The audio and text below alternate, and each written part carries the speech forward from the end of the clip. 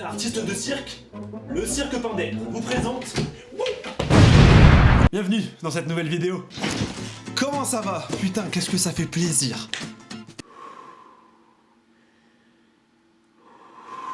Le cardio.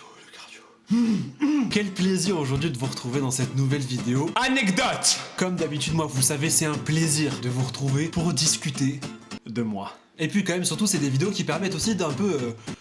tu vois, de relâcher un peu la pression parce que dernièrement, là, les dernières vidéos sur la chaîne, ça a été quand même sportif. On tempère, c'est le calme avant la tempête. Parce que là, ce qui va arriver. Je dis ça à chaque fois, à chaque vidéo anecdote. Oui, d'accord, mais parce que c'est vrai à chaque fois, vous pouvez le voir par vous-même. Et vous l'avez vu, vous savez, vous avez l'habitude, vous l'avez vu, le petit... hein? Si, tu l'as vu, c'est... Encore des OP? Mais tu fais ça que pour l'argent, ou quoi? C'est quoi cette fois? Hein?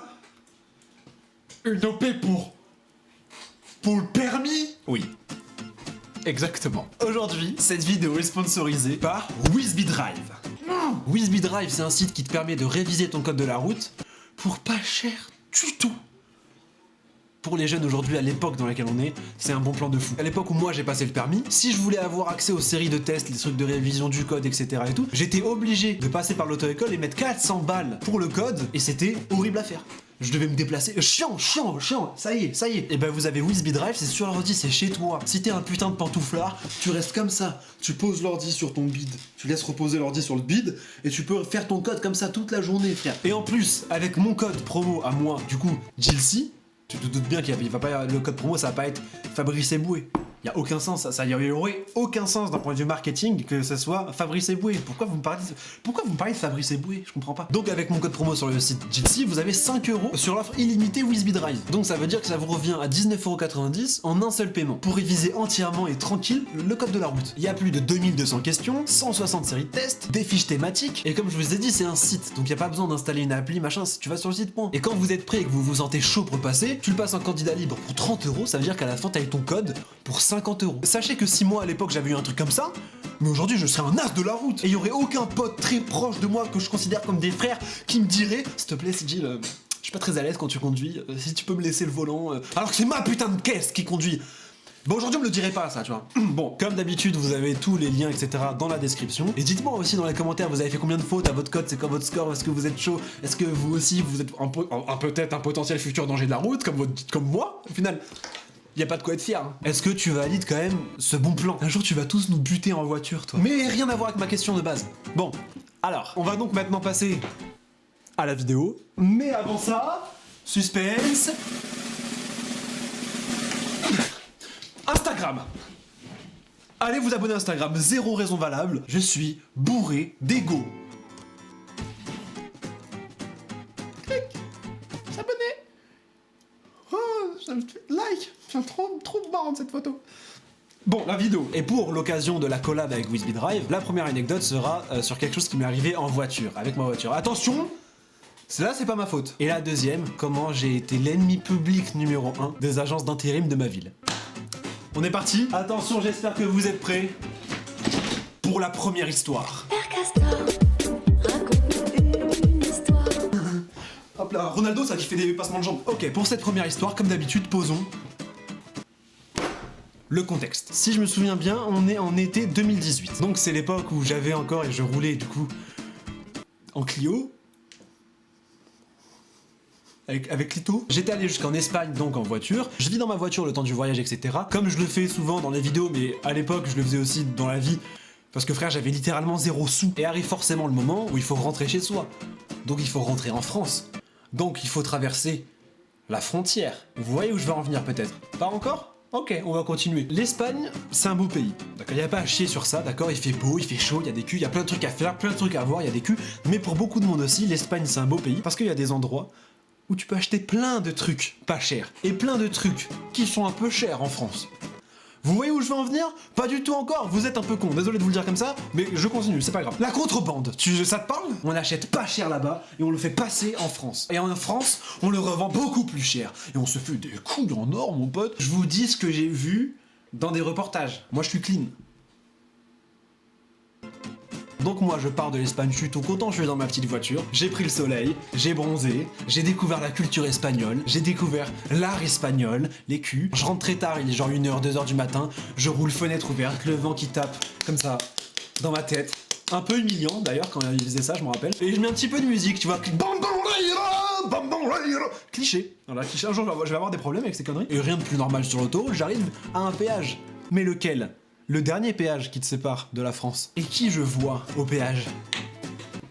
Là, ça y est, là on est... Y a plus de suspense, on en est au climax. Littéralement une armée de flics, de gendarmes, de douaniers, de chiens. Même si t'as rien fait, t'arrives en face de ça, t'es pas à l'aise. Si par exemple un jour en 4ème B, dans le dos comme un lâche, t'as tiré les cheveux de Paul, ce fils de pute, parce qu'il se moquait de toi devant tout le monde, bah là ça revient. Et tu te dis, mais je vais me manger le retour du bâton, je vais payer pour mes erreurs. Illustrons un peu la situation, moi, au volant d'une Clio 2, complètement délabré, d'accord? La pire voiture possible pour passer les douanes, un putain de bouc de toxico comme ça, avec la voiture chargée d'affaires, d'habits, de machin, un bordel sans nom. J'arrive comme ça, en écoutant Bambolera à fond à la douane. Y a pas à s'étonner non plus, y a forcément un moment dans la vie, il faut que tu te remettes un peu en question. Ben moi c'était pas à ce moment-là encore, par exemple, tu vois. J'arrive donc dans ma file de péage, et là, aucun suspense, ce qui devait arriver arriva, le fameux douanier qui me fait ce geste. Là tu sais que tu vas passer un moment désagréable. En gros, grosso modo. Donc je me mets en face d'eux, le douanier me demande de baisser ma fenêtre, moi je lui réponds putain mais vous êtes con quoi, il fait 40 degrés, vous voyez pas que la fenêtre elle est baissée, on est en train de discuter. Il me tasse, le chien il me bouffe le bras, il m'arrache des putains de fils de peau chelou, là ça s'infecte, moi je mets réflexe, boum, revers de bras, tout est faux dans ce que je raconte de A à Z, d'accord? Comment ça s'est passé? Je me mets en face d'eux, coupé de contact, c'est moi le chef, ok? Moi bon, je fais ce qu'on me dit, j'éteins le contact, etc. J'éteins la musique, à mon grand regret parce que j'adore Bambolera. Est-ce que vous transportez quelque chose d'illégal ou de dangereux, monsieur? Non, pas que je sache. Je savais que si. À cette époque, c'était ma première voiture, j'avais déjà eu des problèmes un petit peu sur la route, etc. J'ai eu la merveilleuse idée de me procurer une batte de baseball de 70 cm que je mettais à l'arrière de ma voiture. Donc moi, je dis non, parce que quand je vois le bordel que c'est à l'arrière, je me dis, elle est en dessous, le siège et tout. Ils vous laissent tomber, ils vont jamais, ça va. Dernière chance, est-ce que vous transportez quelque chose d'illégal ou de dangereux? Et moi, quoi qu'il arrive, coup de bluff, Poker Face, Poker Stars, Patrick Bruel, en championnat du monde. Ah ouais, bah vous pouvez fouiller. Patrick Bruel qui fin de carrière. Trop con, le Patrick. Eh bah alors aucun souci, on va fouiller tout ça. Allez, les gars, on y va. Et en fait, moi dans ma tête, à ce moment-là, je me dis pas, les mecs c'est leur métier, ils sont formés depuis des années pour ce genre de truc. Ils ont trouvé la batte de baseball en 4 secondes 23 top chrono. Ça s'est passé très simple. Ok, monsieur, avancez de votre siège s'il vous plaît. Monsieur, c'est quoi ça? Je trouve toujours des petits moyens de rebondir, etc. Sauf que là, je pensais rebondir, mais ça a juste fait...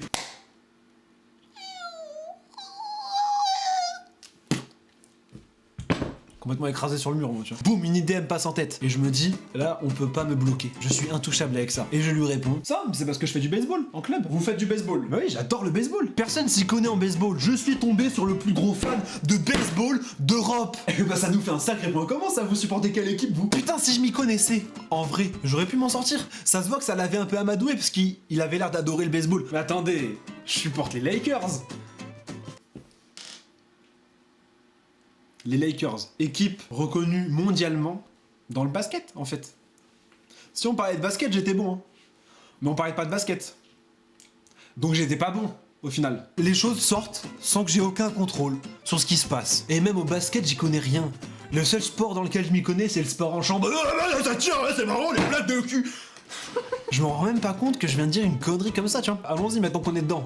Autant se faire enfoncer la gueule au max, tu vois. Les Lakers. Donc j'imagine que vous, le joueur préféré, c'est Magic Johnson.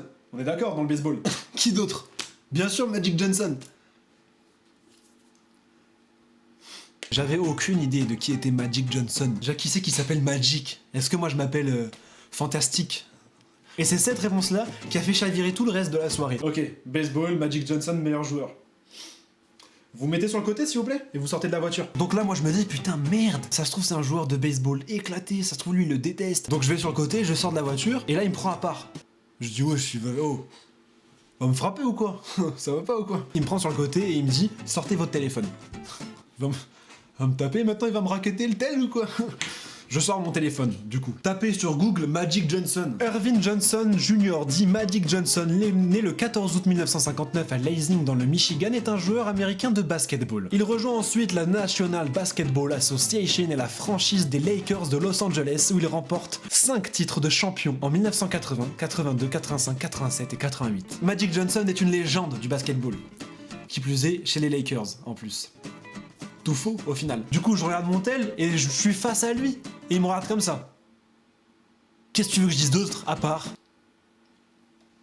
pardon. Pardon? Tu crois que c'est avec un pardon que tu vas esquiver tout ce bordel là? Et là c'était frère, festival, d'accord? Mettez-vous là, les mains sur le capot, fouille entière, machin, les mains partout dans tous les orifices possibles des mains, la voiture retournée, littéralement retournée, tout par terre, machin et tout, ils ont décidé de me foutre en tôle à Guantanamo une fois pour toutes. Pour de bon. Heureusement que j'avais rien sur moi, heureusement que je consomme rien et heureusement que la voiture était clean. Ils m'ont quand même considéré comme dangereux parce que batte de baseball, parce que mec qui connaît rien au baseball et parce que menteur. Tu mens à la douane. Ils sont pas rassasiés, ils sont pas calés, ils ont la dalle encore de ma gueule. Vous allez aller dans le camion là-bas. Je reste 3h20 dans le camion. 3h20. Je suis arrivé au péage, j'étais déjà 2h, tu vois. Et sur les 3h20, j'ai attendu 2h dans le camion, comme ça. Magic Johnson. Enfoiré de Magic. J'ai attendu qu'ils finissent de faire tout leur contrôle, tout leur truc et tout machin, puis après ils sont venus à moi et ils m'ont fait passer tous les tests, tous les trucs. Donc, ils m'ont pris ma batte de baseball, il dit je vais vous libérer, mais ne bougez pas s'il vous plaît, je reviens, je vais chercher des collègues. Et il se ramène avec 4-5 potes à lui, collègues et tout, ça se voyait qu'ils étaient potes en plus d'être collègues. Tous en ligne devant moi, du coup le mec qui s'occupe de moi depuis le début, qui dit s'il vous plaît, répétez à ces gens-là qui est Magic Johnson. Et moi je dis bah c'est un joueur de basketball qui a joué aux Lakers. Non. Ce que vous pensiez de qui était Magic Johnson, s'il vous plaît. En fait vous voulez m'humilier la gueule. Eh bah d'accord. Si ça me permet de partir, aucun problème. Bah Magic Johnson, je pensais que c'était un joueur de baseball. Et là, tout le monde. Oh, il a dit le joueur de baseball. Oh putain, tu m'as toujours excité, José. Bah, c'est drôle. Allez, vas-y, dégage, tu pues la mort, dégage, allez. Donc au final, comme d'habitude, tout est bien qui finit bien, d'accord? Quand vous vivez ce genre de truc, ça vous sert quand même de leçon. Genre par exemple, un mois après, j'ai racheté une batte de baseball que je me suis fait reconfisquer 3 mois plus tard par d'autres polices que j'avais déjà expliqué dans cette vidéo là, la toute première vidéo anecdote. Putain, il y a de la promo qui se fait en même temps, c'est fou. Là, je suis dans une dynamique de incroyable. Si cette histoire elle vous a plu, bien évidemment, vous commentez. Et je saurai qu'elle vous a plu. On peut donc passer maintenant à la deuxième histoire. Père Castor, raconte-nous une histoire. Putain, mais j'avais vu un tuto sur TikTok de... Elle faisait comme ça pour bouger son cul. Pour cette deuxième histoire, posons le contexte encore. Cette année-là, je crois qu'on était en 2017, et comme énormément de jeunes de mon âge, etc., pour m'en sortir, pour bouffer, pour payer mon loyer, pour avoir un peu de sous, je faisais de l'intérim. Mais je faisais pas de l'intérim à droite à gauche, ça, je faisais tout le temps de l'intérim. Et je faisais en grande majorité, à 80-90%, de la manutention. C'est-à-dire que tu portes. Tes gros ancêtres, tu les portes. Donc c'était mentalement et physiquement très épuisant. Il y avait des journées où je pouvais faire plusieurs missions, une de 3h à 9h du matin, ensuite de midi à 16h, ensuite de 21h à minuit. C'était des rythmes un peu fous. Il y a des journées où t'es un peu fatigué, peut-être que ça peut se comprendre aussi, tu vois, c'est pas que ma faute. Et j'avais été embauché pour une mission de manutentionnaire et monteur de meubles. J'avais jamais fait ça de ma vie, mais ok. Dans une énorme médiathèque à Toulouse, les Toulousains la connaissent, et il fallait porter plein de planches, de trucs, de tables, etc., les emmener au dernier étage, et une fois qu'on était au dernier étage, fallait tout monter avec des petites perces, je crois, je suis le petit mec d'Ancars, là, qui monte les trucs à une vitesse folle, je suis lui moi, Luigi, je crois qu'il s'appelle Luigi, je suis pas Luigi frère. Et la mission commençait à 6h du matin et elle finissait normalement à 13h. Là je vous pose le contexte pour que vous puissiez bien vous imprégner de l'histoire. Et là on arrive au moment fatidique. Il faut savoir aussi que j'étais le seul intérimaire dans l'équipe. C'était tous des darons de 40 piges, c'est leur vrai travail, ils sont qualifiés pour ça, toute l'année ils font ça. Et il faut aussi savoir que tout ce qu'on était en train de mettre en place, c'était pour une grosse réception, un gros événement à 13h30, 14h. Il est midi, on est 1h30, 2h max avant le spectacle. Tout est en place, les tables, les chaises, les décorations. Et je sais pas quel genre de réception il faisait, mais il y avait 7 énormes armoires, mais quand je vous dis énorme, moi je mesure 1m87. Ici. elles étaient immenses et elles étaient larges, genre comme ça. C'était des immenses étagères ouvertes avec juste des étages où je pense du coup qu'ils allaient exposer plein de trucs les unes à côté des autres comme ça. Dans la pièce, c'était une longue pièce et c'était tac, tac, tac, tac, tac, tac, des dominos. Vous voyez où je veux en venir ? On continue. Donc on est 7, un sur chaque étagère à la ligne, et on était juste en train de faire les finitions. On met les dernières vis, on cloue les bails et tout machin. Moi, je prends ma petite perceuse, je perce. Et je ne sais pas comment, la vis de ma mère, arrêtez, je ne sais pas comment ça se fait. Il y a une vis que, je sais pas, elle était un peu tordue, je force un peu pour la visser, et ça dérape. Genre ça rip. La perceuse tape dans le bois. Elle a fait un truc dans le bois s'est troué et la planche en fait elle s'est décrochée. J'essaie de rattraper le truc, et quand je rattrape le truc, je pousse l'étagère.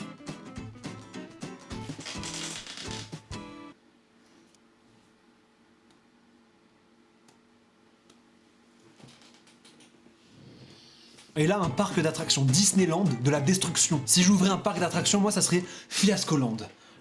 Putain, le projet, il est fou. Je le garde là, je le garde sur un teco. Et bien évidemment, une fois que les étagères touchent le sol, elles s'explosent par terre. Ah, mais évidemment, tout se détache, tout machin. C'est pas juste on la relève, non, c'est tout s'explose par terre. Ça va bien durer, en tout, peut-être 30 secondes, 40 secondes, le temps que tout tombe, tout s'explose et que tout le monde se rende compte de ce qui vient de se passer. Maintenant, imaginez la fin de cette scène.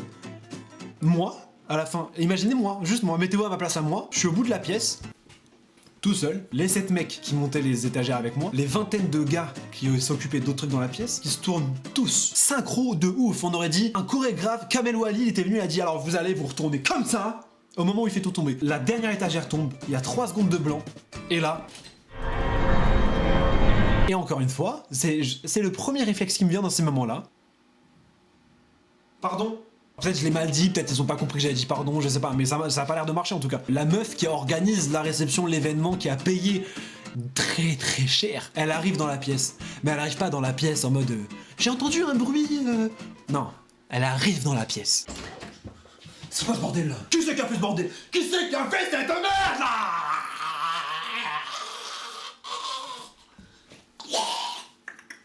Un putain de dragon, mon pote. Elle a vu ses sous partir en fumée dans Fiascoland. Elle a fait putain, il m'a bien niqué le con. Et là, personne ne dit que c'est moi, personne ne dit mon nom, rien. Mais encore une fois. Et là, elle se tourne vers moi. Ah bah tiens, comme par hasard, c'est l'intérimaire. Tu prends tes affaires et tu te casses. Vous avez compris l'idée, vous avez capté le truc. J'étais tellement rassuré de me barrer et d'être viré. Je me suis dit, si elle me dit de réparer mes conneries, j'aurais dit d'accord, paniquez pas, je vais tout arranger. Juste laissez-moi passer aux toilettes, je serai jamais revenu. Bien évidemment, j'ai jamais été payé pour cette mission. J'ai été licencié, complètement radié de mon agence d'intérim. Donc je suis allé à d'autres agences d'intérim après ça. Et dès que je disais mon nom, mais bien sûr qu'il nous reste de la place dans l'agence, on a toujours besoin de bras pour travailler, hein.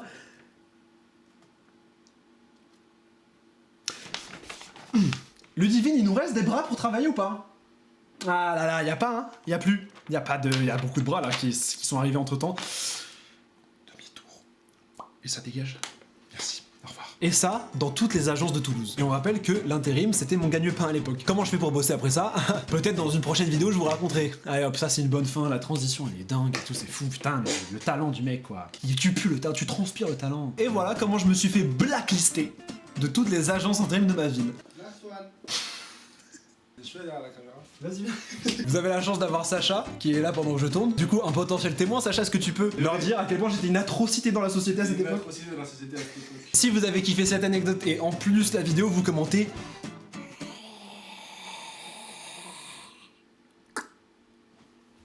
Tu l'écrirais comment? Merci encore beaucoup à Whisby Drive d'avoir sponsorisé, d'avoir collaboré avec moi sur cette vidéo. Vous avez tout dans la barre de description comme d'habitude. Comme d'habitude, quand on n'est pas sur YouTube, on se retrouve sur les réseaux. Il y a Instagram, il y a Twitch en live plusieurs fois toutes les semaines. Chaque semaine, plusieurs fois en live. Twitch, ça devient incroyable. Twitter aussi. Je suis en train de devenir un petit tweetos qui tourne. On est en train de vous préparer des trucs là. Vous allez vous dire, mais ça va être quand ces connards jamais, d'accord? Déjà que je sens que je vais mourir avant 30 ans, donc je vais bombarder avant la mort. Merci beaucoup d'avoir suivi cette vidéo, merci encore pour tout comme d'habitude d'être là, etc. C'est grâce à vous, c'est vous l'essence et moi je suis la putain de Berlin mon pote. A très vite pour des prochaines vidéos, à très vite pour des prochaines aventures comme d'habitude. Moi je vous fais des gros bisous. Et Sacha, tu veux dire le mot de la fin? J'ai pas de fin là. Et bah comme d'habitude, allez c'est ciao. Toutes les agences d'intérim, aujourd'hui je vous chie à la gueule. Un peu frustré, un peu. T'es pas tombé? Je suis pas tombé? Ah putain merde. Oh comment t'es tombé? Allez. Bisous bisous et à très vite.